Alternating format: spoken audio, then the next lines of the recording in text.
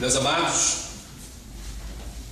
mais uma vez eu quero agradecer a Deus pelas ovelhas que Ele me deu para pastorear, com a responsabilidade sim, de ensiná-las a crescer na graça e no conhecimento de nosso Senhor Jesus Cristo e a viver por fé.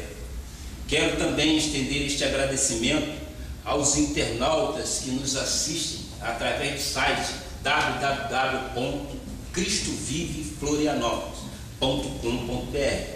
Aos visitantes que nos honram hoje com a sua presença, eu quero agradecer mais uma vez. Quero sim e desejo a todos vocês que vocês tenham um coração aberto para ouvir aquilo que Deus tem a nos dizer nesta noite.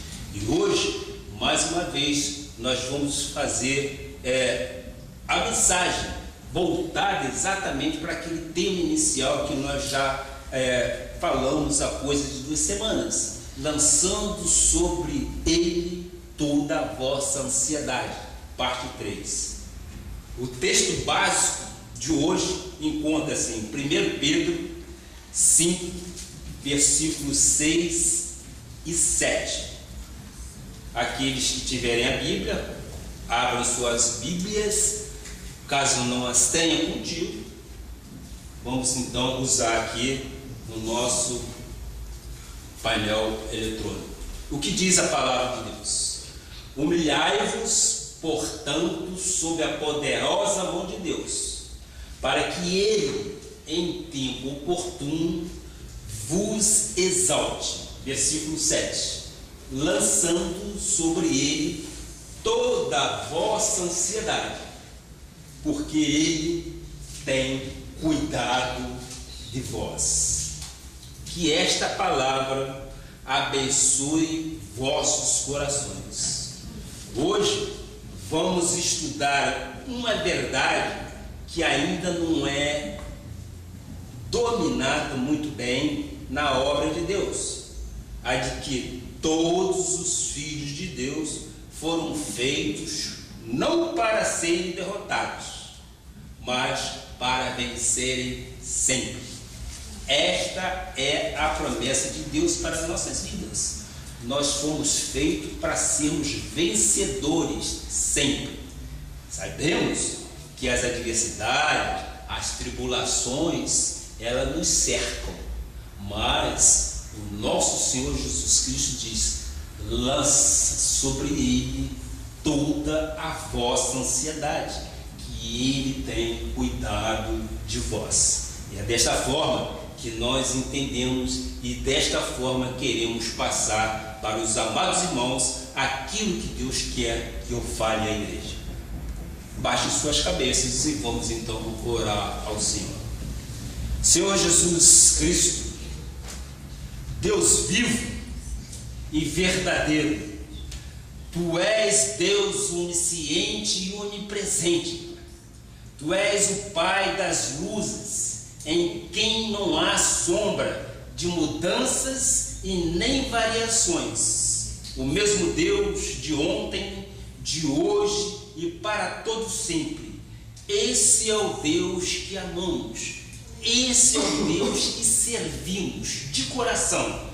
Nós te amamos, nós te buscamos, porque sabemos que em ti encontramos soluções para os nossos problemas. Pai, neste momento, eu levo os meus pensamentos cativo à tua obediência, Pai. E te peço, faças fluir em meu espírito a tua palavra. Ó meu Pai, que ela encontre os corações que possam entender aquilo que tu queres para a tua igreja, Pai.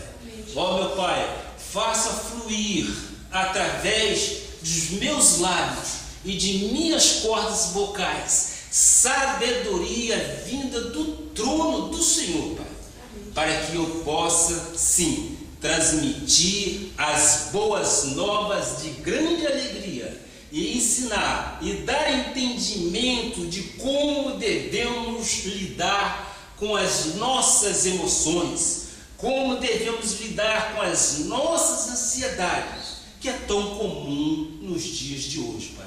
Ensina-nos a lançarmos sobre Ti as nossas ansiedades, porque nós cremos, meu Pai, que o Senhor verdadeiramente tem cuidado de nós. Amém. E isso nos dá um repouso, isso nos dá uma classe de fé tão grande que podemos descansar nas Suas promessas, Pai. E não há fardo para nós levar, porque Tu já carregaste sobre a cruz do Calvário todas as nossas preocupações. Por isso, nós Te agradecemos e cremos que todo o povo de Deus diga amém, amém e amém. Glória a Deus. Meus amados irmãos, pedras vivas do Senhor, nação santa, povo de propriedade exclusiva de Jesus, você é mais do que vencedor em Cristo Jesus. Receba isto em teu espírito. Você é mais do que vencedor em Jesus Cristo.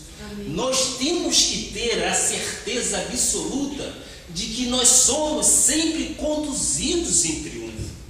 Nada absolutamente nos acontece sem que Deus tenha tido tudo aquilo que você precisa.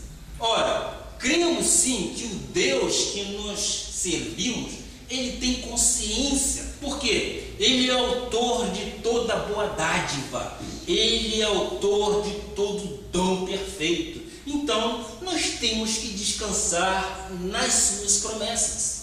Estamos já há 2 semanas estudando este tema, que é muito importante para a vida da igreja. A ansiedade é comum estar associada ao nosso cotidiano, trazendo-nos muitas das vezes insegurança em nossa tomada de decisão. A ansiedade exagerada é um tipo de reação ante um perigo oculto, subjetivo e irracional. É um sentimento imaginário diferente do medo, que é uma reação perante algo real. No estudo de hoje, vamos falar sobre uma verdade que foi dada aos filhos de Deus. Nós não fomos criados para viver derrotados, mas sim fomos criados para sermos vencedores em tudo. São promessas de Deus para as nossas vidas. Aqui não vai nenhuma jactância do bispo Jonatas, não. Aqui vai exatamente Bíblia. E o que a Bíblia diz, nós cremos, nós tomamos posse de todas as promessas. Se na Bíblia diz que nós não fomos criados para sermos derrotados, ora, entendemos, obviamente, então, que nós fomos criados para sermos vencedores em todas essas coisas. O apóstolo Paulo, em sua epístola ao Coríntios, fala da nossa verdadeira posição como filho de Deus. Vamos nos certificar isso em 2 Coríntios 2, versículo 14. O que diz ali? Diz o seguinte: graças, porém, a Deus que em Cristo sempre nos conduz em triunfo e por meio de nós manifesta em todo lugar a fragrância do seu conhecimento. Ora, por que então muitos cristãos vivem derrotados? Este versículo é para ser lido, entendido e colocado em nosso coração. Que a palavra de Deus diz: graças, porém, a Deus que em Cristo sempre nos conduz em triunfo. É a palavra de Deus que diz que Ele nos conduz em triunfo. E por meio de nós manifesta em todo lugar a fragrância, o cheiro do seu conhecimento, o perfume do seu conhecimento. E este conhecimento é o que nós estamos adquirindo. Então, por que tem tantas pessoas que não alcançam ver isso? Por desconhecerem as promessas da Bíblia Sagrada. Tem muita gente que não conhece as promessas da Bíblia Sagrada. Se as conhece, não vive. Por quê? Não vive por fé. Mas é por fé, exatamente por fé, que nós temos que viver. Nós não podemos viver pelo que pensamos ser nós ou nossa força. Nós temos que viver, sim, deliciando das promessas de Deus, sabendo que Ele é o autor de toda a boa dádiva e de todo o dom perfeito. Vamos ver na Bíblia como Davi se expressa a Deus diante de situações que viveu. Segundo Samuel 22:30, o que diz? Eu gosto muito de falar da vida de Davi, porque Davi passou por situações dificílimas, mas ele sempre teve bom ânimo, ele sempre foi um vencedor, porque, além do mais, ele era um homem segundo o coração de nosso Senhor Jesus Cristo. Agora, ele passou por várias tribulações, sim, e é por isso que eu muitas das vezes eu reporto a Davi, mas ele tinha exatamente o quê? O caráter de Deus. O que nós precisamos é ter o caráter de Deus em nossas vidas para que tudo nos vá bem. Se nós tivermos o caráter de Deus em nossas vidas, o nosso Deus, Ele há de recompensar em tudo aquilo que nós queremos. Nós tivemos na semana passada aqui um testemunho da irmã, e a irmã disse: fiz concurso, tinha uma vaga, eu fui o terceiro colocado, mas Deus abriu a terceira vaga. Ora, nós cremos nas promessas dele, nós temos que viver desta forma. Nós não somos daqueles que vivem pelo que vê, mas sim pelo que crê. Então vamos voltar aqui o texto segundo Davi. Segundo Samuel 22, versículo 30, o que diz a palavra? Pois contigo desbarato exércitos, com o meu Deus salto muralhas. Olha que confiança tremenda o Davi tinha do nosso Deus. E ele afirmou: contigo desbarato exército. E ele desbaratou o exército. Com o meu Deus salto muralhas. Quantas muralhas ele transpôs. O que levou Davi diante de uma grande ameaça a dizer isso? Eu creio que toda a igreja sabe. O que levou Davi a dizer isso foi a fé. A fé que ele tinha em nosso Senhor Jesus Cristo.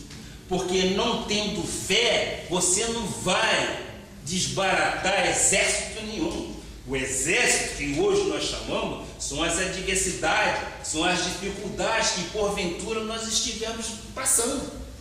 Só por fé, pela fé de Cristo, em nós podemos saltar muralhas e desbaratar exército.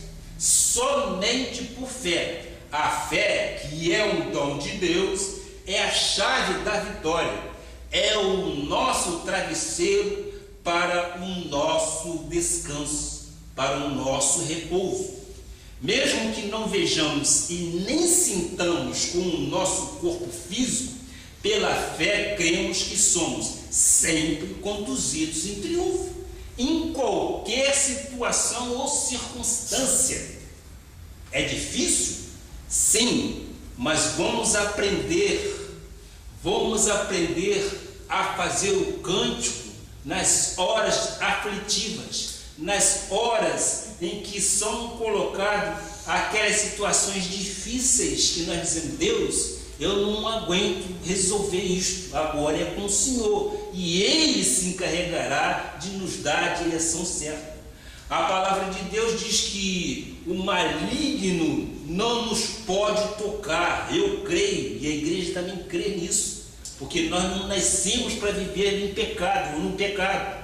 Mas se dermos lugar, ele age com as suas mentiras, com as suas concupiscências e enganos.